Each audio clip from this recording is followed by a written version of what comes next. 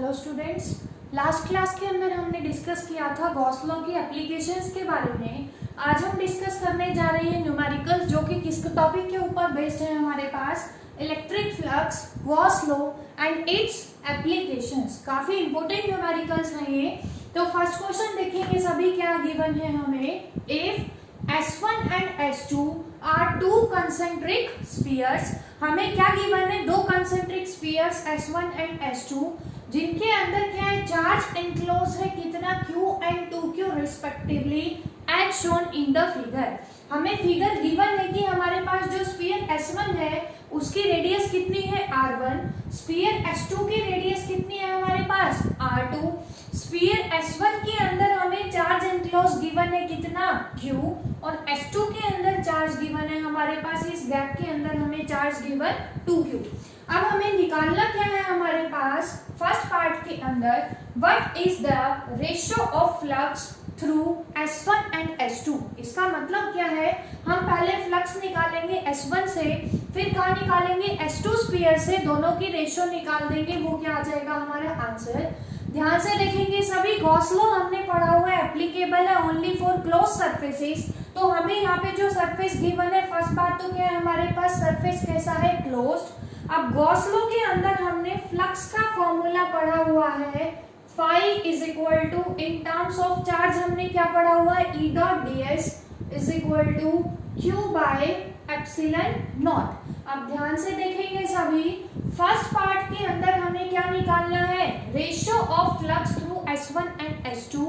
तो जो first surface है हमारा S1, इसके फ्लक्स को हम मान लेते हैं कितना, फाई 1। फाई का फॉर्मूला क्या है, in terms of charge enclosed is equal to Q by epsilon naught, Gauss law से हमने प्रूव किया था। तो फाई 1 यहाँ पे क्या आएगा, चार्ज। S1 स्फीयर के अंदर चार्ज एनक्लोज्ड कितना है हमारे पास, कैपिटल Q, तो यहाँ से क्या आ जाएगा, Q बाय एप्सिलॉन नॉट। ये आ गई हमारे पास इक्वेशन नंबर 1। दूसरा, हमें क्या निकालनी है, फ्लक्स निकालनी है थ्रू S2। तो सिमिलरली हम जब फ्लक्स निकालेंगे सेकेंड सरफेस से, total charge enclosed, Gauss law के अंदर क्या लेते हैं, total charge enclosed by the surface. अब ध्यान से देखेंगे, S2 के अंदर टोटल चार्ज एनक्लोज्ड 2Q, तो ये वाला, और प्लस में क्या आएगा Q, क्योंकि टोटल चार्ज एनक्लोज्ड S2 के अंदर क्या है, Q प्लस 2Q। तो यहाँ पे क्या आ जाएगा, that is 2Q plus Q divided by epsilon naught, कितना आ गया हमारे पास, 3Q बाय एप्सिलॉन नॉट। इसको मान लेंगे इक्वेशन नंबर 2। अब हमें निकालना क्या है, ratio of flux through S1 and S2। तो फर्स्ट और सेकंड को क्या करेंगे, डिवाइड जब करेंगे क्या आएगा हमारे पास, phi 1 upon phi 2 is equal to Q by epsilon naught, से Q by epsilon naught cancel out, answer हमारे पास क्या आ जाएगा, 1/3। तो फर्स्ट पार्ट में हमें बताना क्या था, ratio of flux through S1 and S2। तो रेशियो यहाँ से कितनी आ गई हमारे पास, 1/3। ये आ गया हमारे पास फर्स्ट का आंसर। अब सेकेंड पार्ट के अंदर देखेंगे हमें क्या निकालना है, how will the flux through the sphere S1 change. S1 की फ्लक्स कितनी चेंज होगी, if a medium of dielectric constant K is introduced in the space inside S1 in place of air। अब हमसे क्वेश्चन क्या पूछा है second part में, अगर S1 स्फीयर के अंदर एयर की जगह पे हम क्या इंट्रोड्यूस करेंगे, डाइलेक्ट्रिक, एक हमारे पास मीडियम जिसका डाइलेक्ट्रिक कांस्टेंट क्या है हमारे पास K, तो फ्लक्स कितनी अफेक्ट होगी। इसके लिए ध्यान से देखेंगे सभी, डाइलेक्ट्रिक कांस्टेंट का फॉर्मूला हमने फर्स्ट चैप्टर के अंदर पढ़ा था, K is equal to, in terms of force हमने क्या पढ़ा था, F0 बाय Fm, और एप्सिलॉन के टर्म में F का फॉर्मूला क्या था, 1/4 पाई एप्सिलॉन नॉट। तो दूसरा फॉर्मूला क्या आया था हमारे पास, एप्सिलॉन बाय एप्सिलॉन नॉट, या फिर क्या आ जाएगा, epsilon m bye epsilon not. Medium को एप्सिलॉन m भी ले सकते हो, सिंपल एप्सिलॉन भी ले सकते हैं। इसके लिए चाहे तो आप अपना सेकंड लेक्चर उठा के वीडियो देख सकते हैं। अब हमें फोर्स गिवन नहीं है, हमें क्या गिवन है कि हमारे पास हमने एक मीडियम इंसर्ट किया है डाइलेक्ट्रिक कांस्टेंट K का। तो यहाँ से अगर परमिटिविटी निकालेंगे मीडियम m की, तो कितनी आएगी हमारे पास, K इंटू एप्सिलॉन नॉट। ये हमारे पास आ गया परमिटिविटी का फॉर्मूला, कब, किसी मीडियम की परमिटिविटी का। अब सेकंड पार्ट के अंदर हमें क्या गिवन है कि हमें फ्लक्स निकालनी है फिर से सरफेस S1 से, तो φ1 क्या आएगा, Q बाय एप्सिलॉन क्या था हमारे पास, नोट फर्स्ट इक्वेशन के अंदर नोट क्यों था, क्योंकि पहले स्फीयर S1 के अंदर हमारे पास क्या थी, एयर। अब हम कह रहे हैं कि एयर की जगह मीडियम हमने इंसर्ट करवाया, तो एप्सिलॉन m क्या आ जाएगी, मीडियम की परमिटिविटी। अब Q बाय एप्सिलॉन m की वैल्यू हमने यहाँ से क्या निकाली है, K इंटू एप्सिलॉन नॉट, तो फ्लक्स क्या आ जाएगी स्फीयर S1 से 1 बाय K टाइम्स आ जाएगी Q बाय एप्सिलॉन नॉट, किसकी वैल्यू है फर्स्ट इक्वेशन से, φ1 की। तो जब मीडियम इंसर्ट करवाया है यहाँ पे क्या लगा देते हैं, डैश, तो स्फीयर S1 की फ्लक्स कब, जब मीडियम इंसर्ट करवाया, तो क्या आई हमारे पास 1 बाय K टाइम्स आई फ्लक्स का, जो कब थी, जब क्या था यहाँ पे हमारे पास मीडियम की जगह एयर। अब थर्ड पार्ट में देखेंगे सभी। थर्ड पार्ट में हमें कह रहा है कि electric flux through the sphere S1 कितनी चेंज होगी अगर मीडियम इंसर्ट करेंगे, फिर से डाइलेक्ट्रिक कांस्टेंट K का इज इंट्रोड्यूस इनसाइड S2। तो S2 के अंदर अब हम क्या इंसर्ट कर रहे हैं, मीडियम। फ्लक्स किसकी निकालनी है, S1 की। तो थर्ड पार्ट का आंसर क्या आएगा, φ1 is equal to Q by, अब यहाँ पे तो हमने मीडियम इंसर्ट कर दिया, लेकिन S1 के अंदर तो क्या है हमारे पास अभी भी एयर ही है, तो कितना आ जाएगा, S1 के अंदर हमने सेकेंड पार्ट में क्या डाला था, मीडियम, लेकिन जब यहाँ पे मीडियम नहीं था तो पहले क्या थी हमारे पास फर्स्ट पार्ट में एयर, तो क्या आएगी φ1 is equal to Q by epsilon naught. तो अगर हम मीडियम को S1 की जगह S2 के अंदर इंसर्ट करवाएंगे तो फ्लक्स चेंज नहीं होगी, कौन से सरफेस की, S1 की। क्यों चेंज नहीं होगी, क्योंकि मीडियम हम इंसर्ट करवा रहे हैं किसके अंदर, S2 के अंदर, तो फ्लक्स विल रिमेन अनचेंज्ड। एक बार अच्छे से ओवरव्यू करेंगे क्वेश्चन को, इंपॉर्टेंट क्वेश्चन है हमारे पास।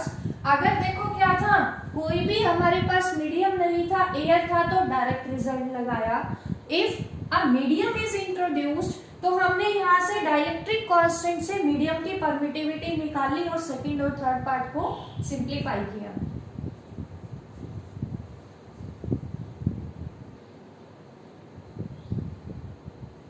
सेकंड क्वेश्चन अब हम करने जा रहे हैं हमारा।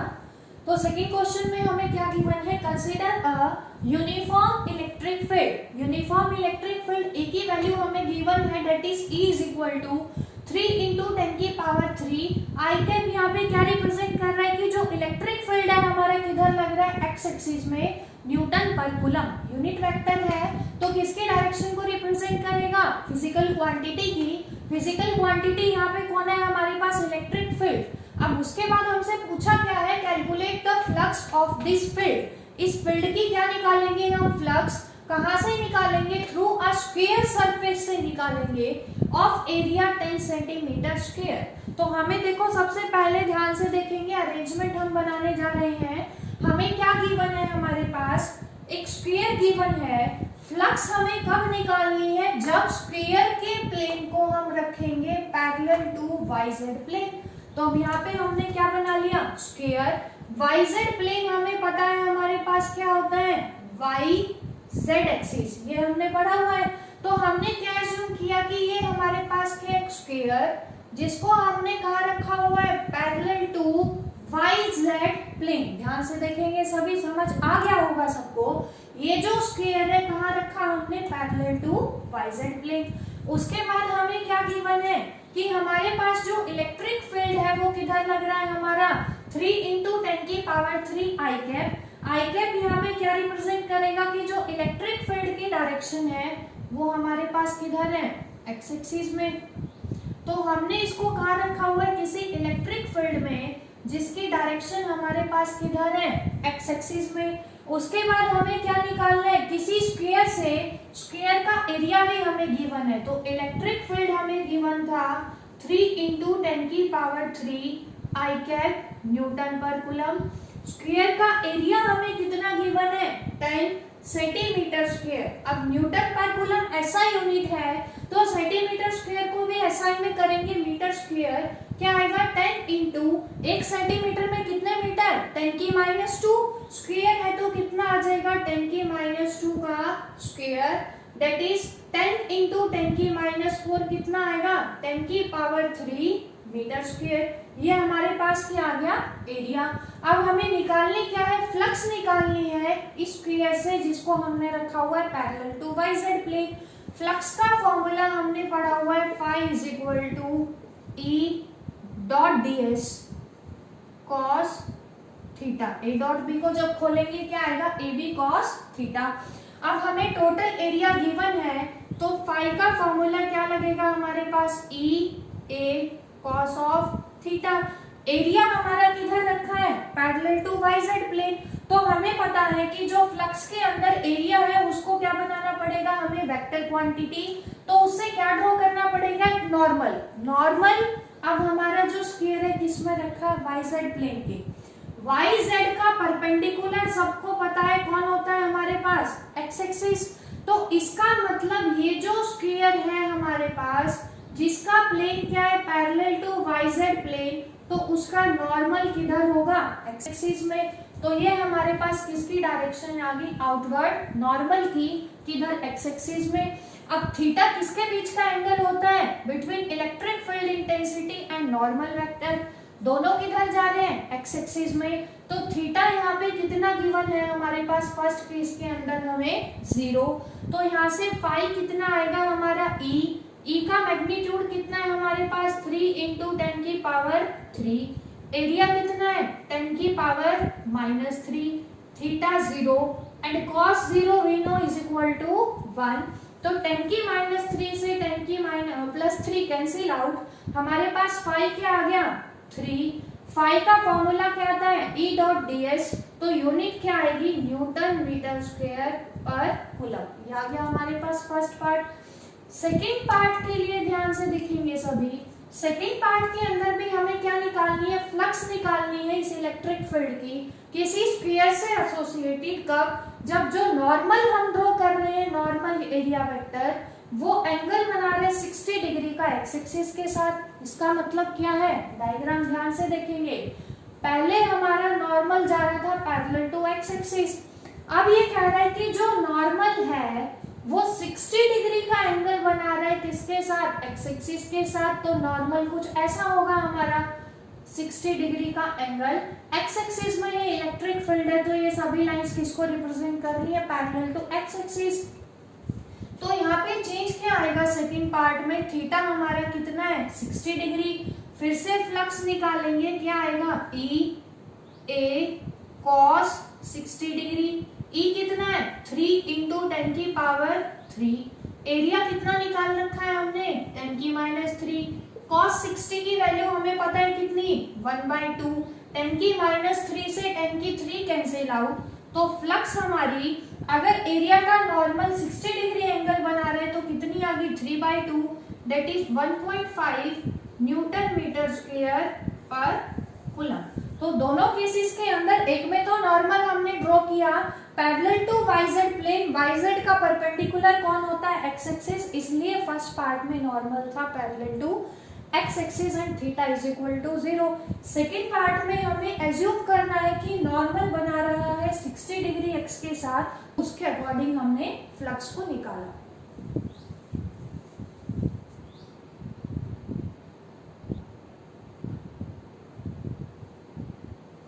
थर्ड क्वेश्चन के अंदर देखेंगे सभी हमें क्या गिवन है। थर्ड क्वेश्चन के अंदर हमें गिवन है कि हमारे पास क्या है एक uniform electric field that is E is equal to Ex I cap newton पर coulomb for x is equal to greater than 0। अगर x की वैल्यू हमारे पास 0 से ज्यादा है तो इलेक्ट्रिक फील्ड की वैल्यू हमें गिवन है that is Ex I cap newton पर coulomb and E is equal to -Ex I cap newton पर coulomb for x is less than 0 exist.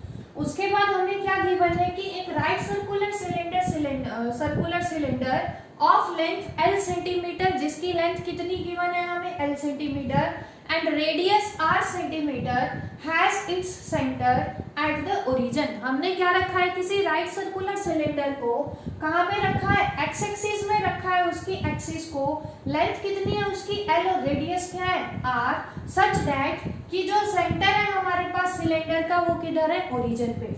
अब फर्स्ट पार्ट के अंदर हमें क्या निकालना है, नेट आउटवर्ड फ्लक्स। ध्यान से देखेंगे सभी, पहले अरेंजमेंट बना लेते हैं। तो हमें क्या गिवन है, एक्स एक्सिस हमें गिवन है, तो सबसे पहले हम बना लेते हैं यहाँ पे हमारा coordinate system, that is x axis and y axis. ये हमारे पास किसको रिप्रेजेंट कर रही है, एक्स एक्सिस को, ये किसको रिप्रेजेंट कर रहा है, वाई एक्सिस को। अब ओरिजिन हमारा मान लेते हैं कहाँ पे, इस पॉइंट को, ओ को, ओ से राइट साइड में एक्स क्या है हमारे पास, ग्रेटर देन 0, ओ से लेफ्ट में क्या है हमारे पास, एक्स इज लेस देन 0, ये हमने मैथ्स में पढ़ा हुआ है। उसके बाद क्वेश्चन में हमें क्या गिवन है कि इलेक्ट्रिक फील्ड की value for x greater than 0 क्या है हमारे पास, Ex आई कैप न्यूटन पर कूलम। आई कैप यहाँ पे क्या बता रहा है कि इलेक्ट्रिक फील्ड किधर लग रहा है, एक्स एक्सिस में, वो हमें यहाँ गिवन भी है। तो यहाँ पे x ग्रेटर देन 0 में E की वैल्यू हमें कितनी गिवन है, Ex positive newton metre square per coulomb.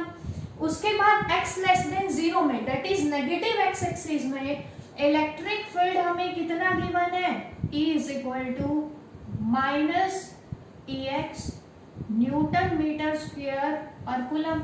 यहाँ पे जो माइनस आई कैप है, ध्यान से देखेंगे सभी, इनटू क्या लिख सकते हो, माइनस आई कैप। माइनस आई कैप यहाँ पे क्या रिप्रेजेंट कर रहा है, that electric field is applied in negative x direction. तो इलेक्ट्रिक फील्ड तो कितना आया, Ex, क्योंकि माइनस आई कैप क्या बता रहा है, उसकी डायरेक्शन। तो ये हो गया हमारे पास x लेस देन 0 का इलेक्ट्रिक फील्ड।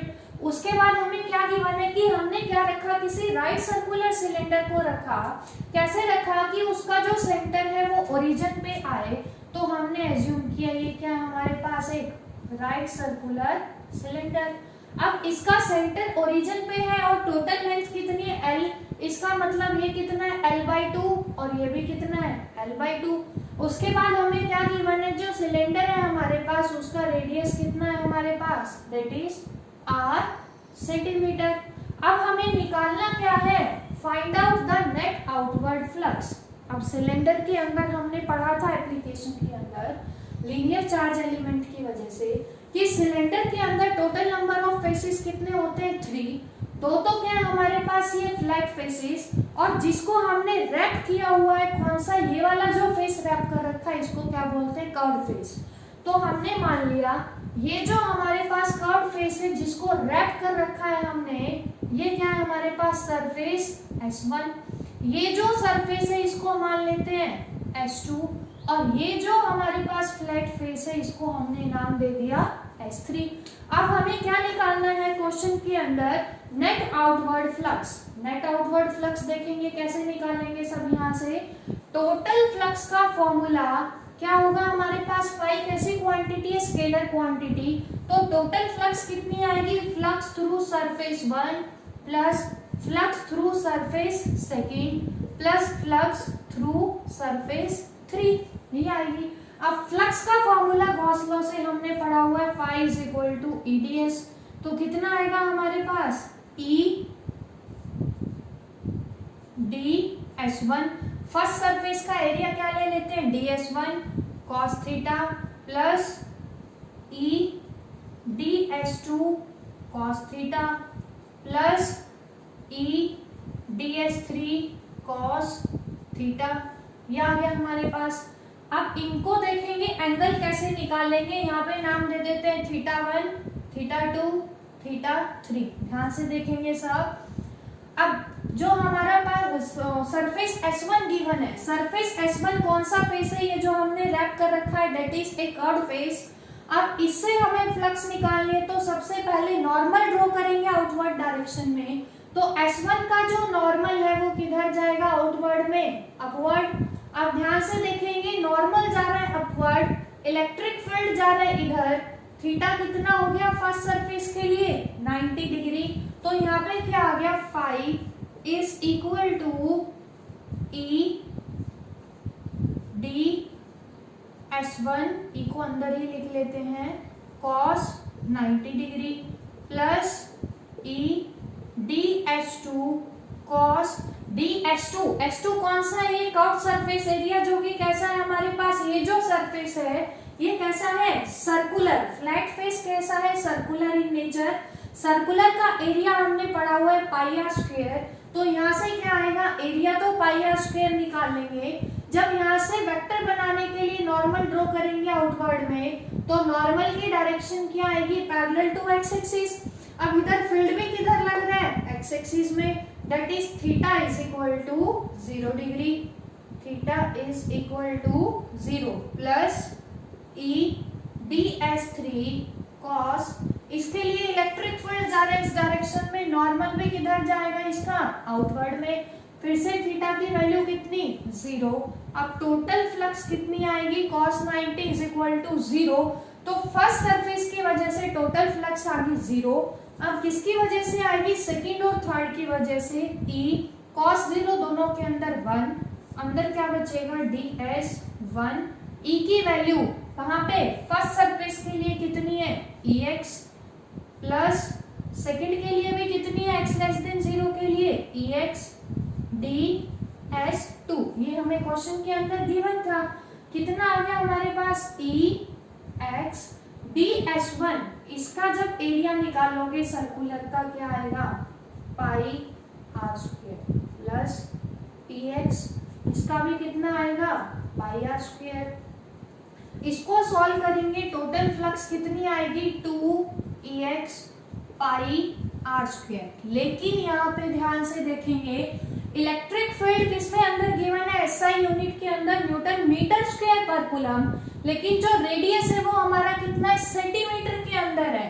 तो कितना आएगा? r इंटू 10 की -2 मीटर। जब स्क्वायर करेंगे तो इसका मतलब इसको मल्टीप्लाई किससे करवाएंगे? 10 की -4 मीटर स्क्वायर। ये क्या आ गई हमारे पास? Total flux through the cylinder, net outward flux. Second part में हमें क्या निकालना है? सेकेंड पार्ट में हमें निकालना है चार्ज। गॉस लॉ से हमने पढ़ा हुआ है phi is equal to q by epsilon naught. q की वैल्यू यहाँ से कितनी आ गई? phi into epsilon naught. Phi की वैल्यू हमने फर्स्ट पार्ट से कैलकुलेट की है, उसको पुट कर देंगे 2ex पाई आर स्क्वायर इंटू 10 की -4 इंटू एप्सिलॉन नॉट। चार्ज की यूनिट क्या होती है हमारे पास? कूलम। ये आ गया हमारे पास total charge within the cylinder. ये आ गया हमारे पास क्वेश्चन का आंसर। तो फर्स्ट में तो हमें निकालनी थी टोटल फ्लक्स, सेकेंड पार्ट में हमने क्या कैलकुलेट किया? Total charge within the cylinder by using Gauss law.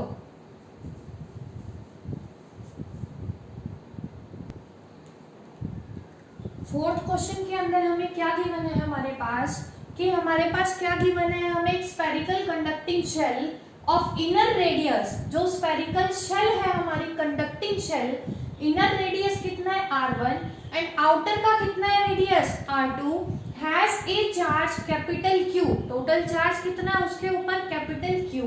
उसके बाद क्वेश्चन में गिवन है कि a charge small q is placed at the centre of the shell. हमने एक स्मॉल चार्ज लिया स्मॉल q, तो उसको हमने कहाँ रख दिया? सेंटर ऑफ शेल के ऊपर। तो सबसे पहले डायग्राम देखेंगे सभी ध्यान से। हमें क्या गिवन है अरेंजमेंट के अंदर? हमारे पास क्या है? Spherical conducting shell. तो हम क्या बनाने जा रहे हैं यहाँ पे? Spherical conducting shell. ये हमने ले लिया स्फेरिकल कंडक्टिंग शेल। अंदर वाली का रेडियस हमारे पास ये हमने मान लिया सेंटर। कितना गिवन है? r1। इसका रेडियस हमें कितना गिवन है? आउटर का r2। अब ये क्या कह रहा है? हमारे पास जो कंडक्टिंग शेल है उसके ऊपर टोटल चार्ज कितना है हमारे पास? Capital Q। उसके बाद हमें गिवन है ए charge small q is placed at the origin. Origin पे हमने रखा सेंटर ऑफ शेल के ऊपर। फर्स्ट पार्ट में हमें क्या निकालना है कि what is the surface charge density. Surface charge density हमने पढ़ा था sigma is equal to type of charge distribution के अंदर sigma is equal to q by A.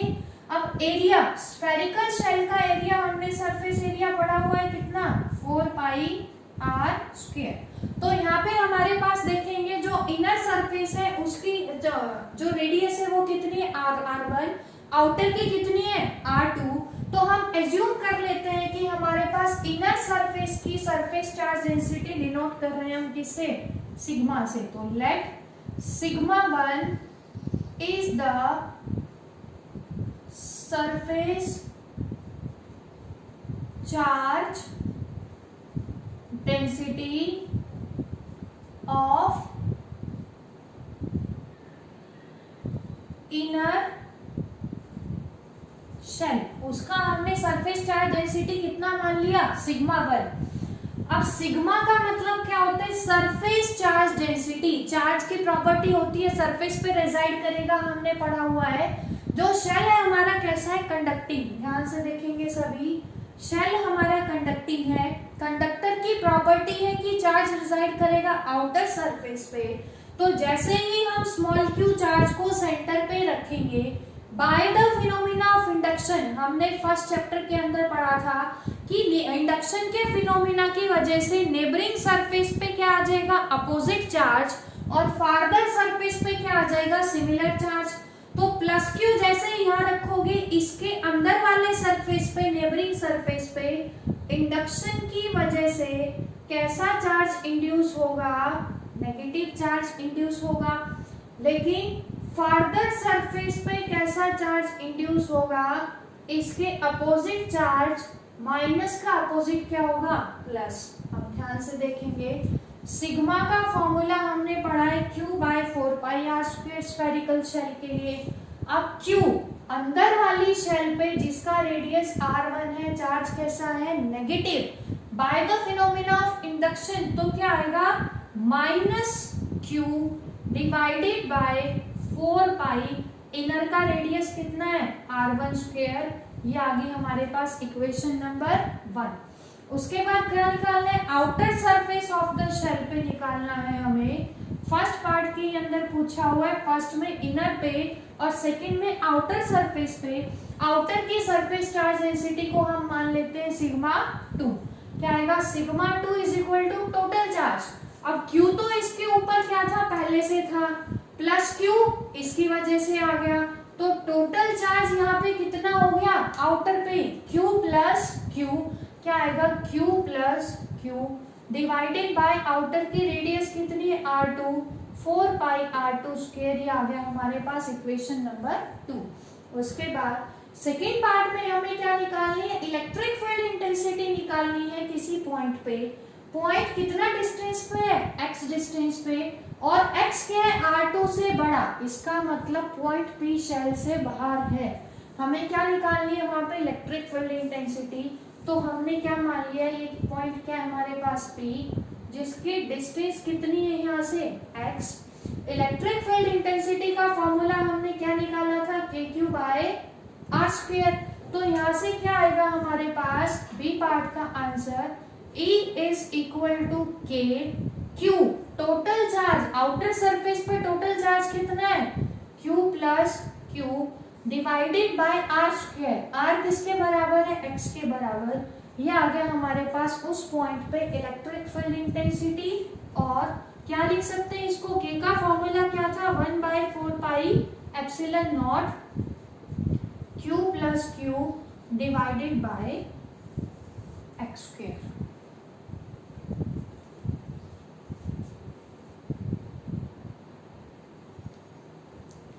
Last question जो आज का डिस्कस करने जा रहे हैं हम, हमारे पास क्या गिवन है हमें, an infinitely long positively charge wire. हमें क्या गिवन है, एक लॉन्ग वायर जिसके ऊपर कैसा चार्ज है हमारे पास, positive charge, has a linear charge density. Charge linear charge density का फॉर्मूला हमने पढ़ा था, lambda is equal to Q by L, that is charge की यूनिट क्या थी, कूलम पर मीटर।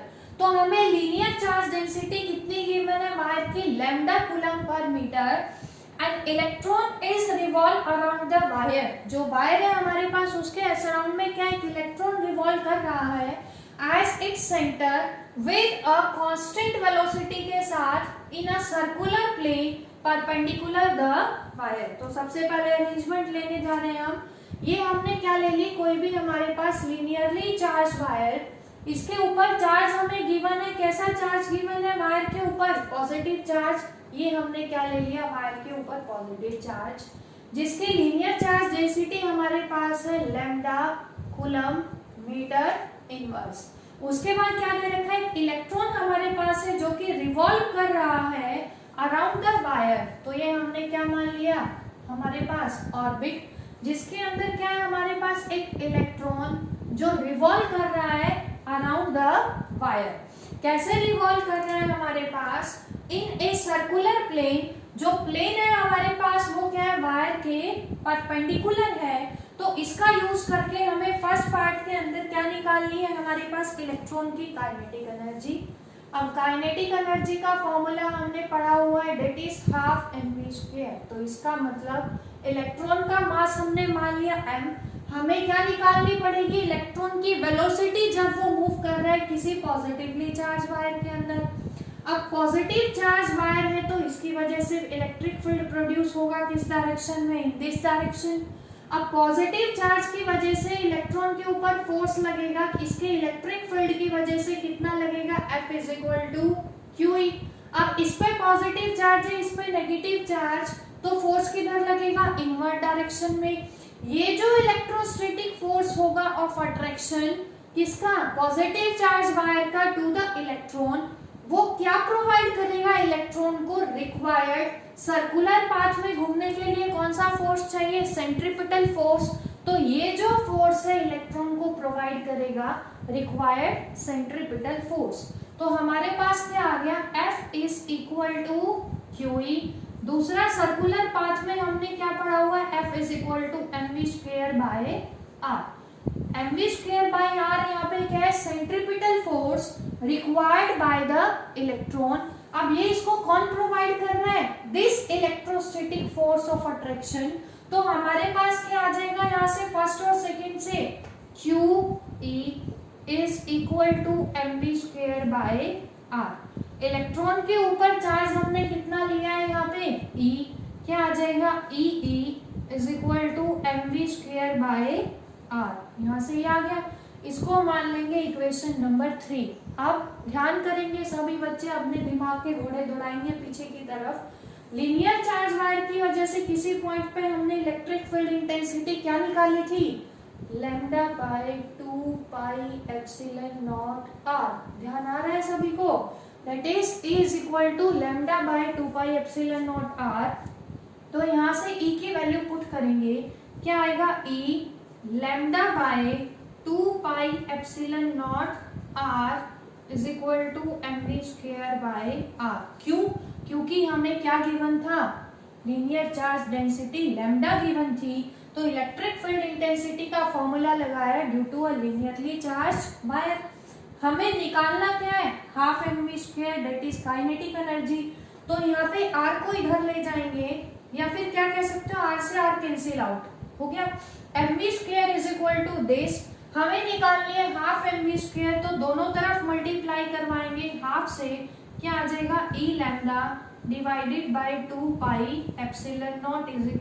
= Half mv²। दोनों तरफ हाफ से मल्टीप्लाई किया, क्यों, क्योंकि हमें काइनेटिक एनर्जी निकालनी है। काइनेटिक एनर्जी का फॉर्मूला पढ़ा हुआ है हाफ mv²। तो ये क्या बन गया हमारे पास, काइनेटिक एनर्जी। ये आ गया हमारे पास expression for kinetic energy. Second part के अंदर हमें क्या निकालना है, plot a graph of kinetic energy. Kinetic energy का ग्राफ हमें प्लॉट करना है, किसके टर्म्स में, as a function of charge density lambda. तो ये जो फर्स्ट पार्ट का आंसर आया है, इसके अंदर ध्यान से देखेंगे, काइनेटिक एनर्जी लैम्डा की क्या है, डायरेक्टली प्रोपोर्शनल। तो फ्रॉम फर्स्ट पार्ट क्या आया, kinetic energy is directly proportional to lambda.